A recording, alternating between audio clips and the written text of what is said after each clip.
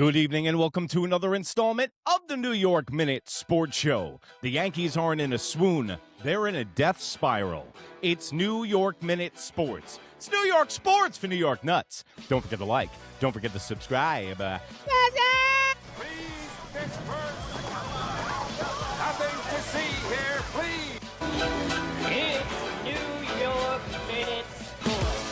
Well, there you have it, folks. Welcome to another installment of the New York Minute Sports Show. Don't forget to like, don't forget to subscribe, and don't forget to visit the New York Nuts merch store. That's the beautiful blue link underneath the video. And have you become a New York Nut for $1.99 a month? You get twice the show for half the dough. Become a member today. The New York Yankees just got shut out by the Tampa Bay Rays 3-0. The Yankees are no longer in a Boone swoon. They're in a death spiral. And this season might be lost, and they might not make the playoffs because the Yankees are a bad baseball team. And I'm going to let you in on a little secret tonight.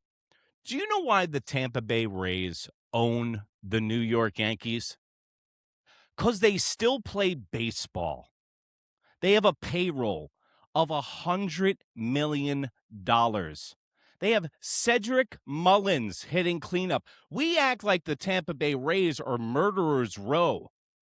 These guys are a reclamation project and the island of misfit toys, and now they're up 5 games on us, 6 games in the loss column, and the Yankees are going to lose the division under Aaron Boone again after being 6 games up in first place at one point, and now the reason the Tampa Bay Rays own the Yankees is they adjust on the fly. They have nobody on offense, but they play small ball. They sacrifice. They move runners over. They play sound, fundamental baseball, and the New York Yankees don't.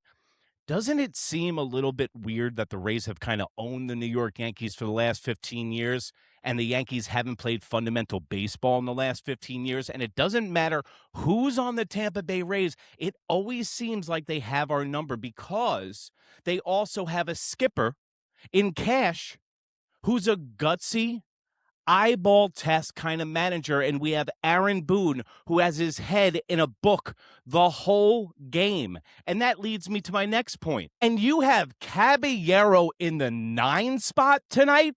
Who made this lineup? Because I know it's not a baseball gutsy manager like Kevin Cash. I know it's not a guy that was raised by baseball guys like Aaron Boone. It's got to be a nerd with a laptop or Brian Trashman. Who in their right mind is putting Caballero in the 9 spot tonight? Who did that? They should be fired immediately. You're telling me you're going to take one of your most impactful bats right now on a team that's in full Zombo mode, and Caballero doesn't get his first at bat until the 3rd inning? Hey, Aaron Boone, can you have no offensive production until the 3rd inning? Because that's what you get. And you put 0 for 33 Paul Goldschmidt at the leadoff spot. Are you fucking with us at this point?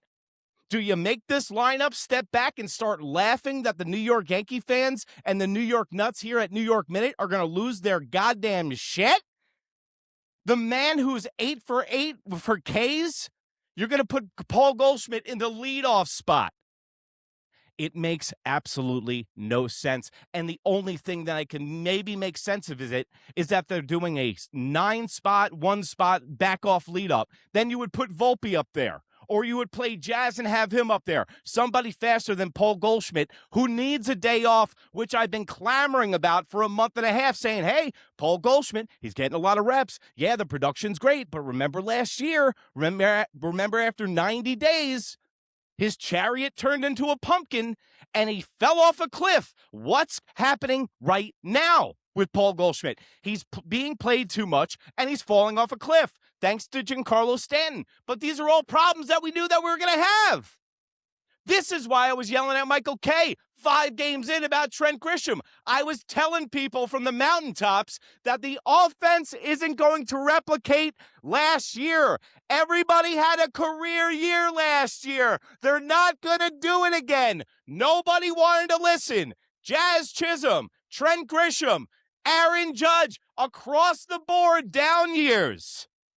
But the New York Yankees and Brian Cashman, in his infinite wisdom, want to say, fuck baseball. We're going to do it our way, and that's why you haven't won a ring since 2009.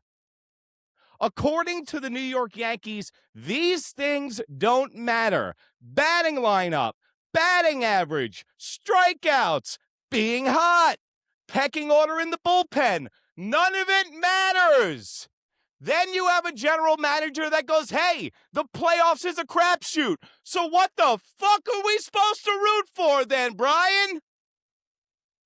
Then you got Aaron Baboon, Bubbles, Baboon. Wow! You can't even get kicked out of a game the right way.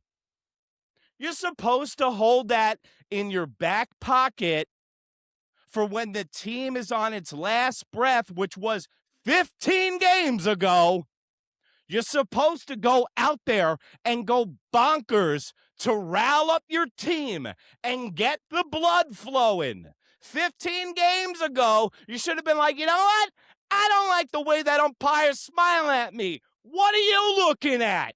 Go out there, kick some dirt around, throw a couple of bases around, and get this team fired up because they're in full Zombo mode. I can't care more about the Yankees than the guys in the goddamn dugout, than the guys in the front office, and Aaron Baboon. I've had it.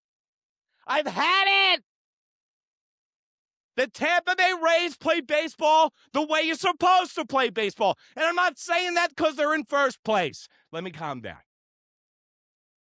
I can't scream and yell the whole episode. People will turn this off.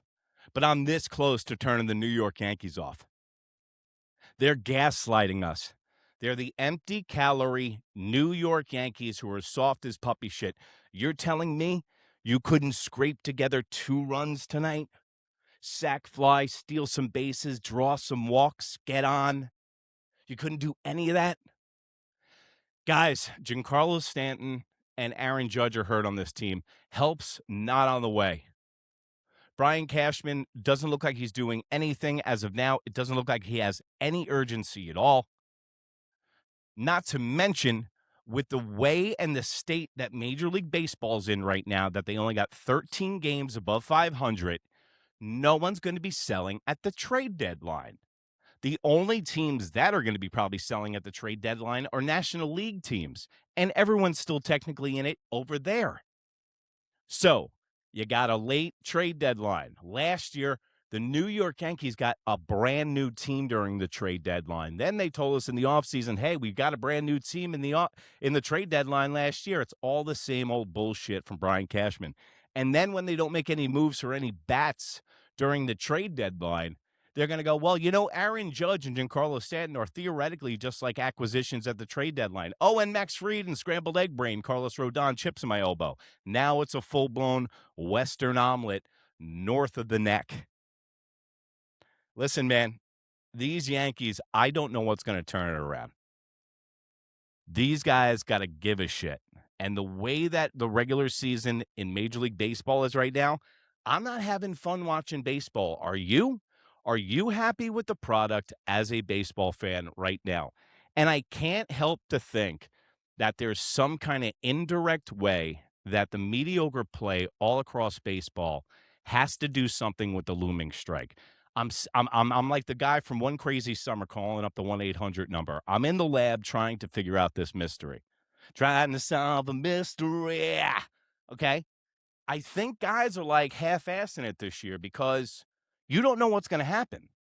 If you hurt yourself before the new collective bargaining agreement, what kind of contract are you going to get? Are there going to be salary caps?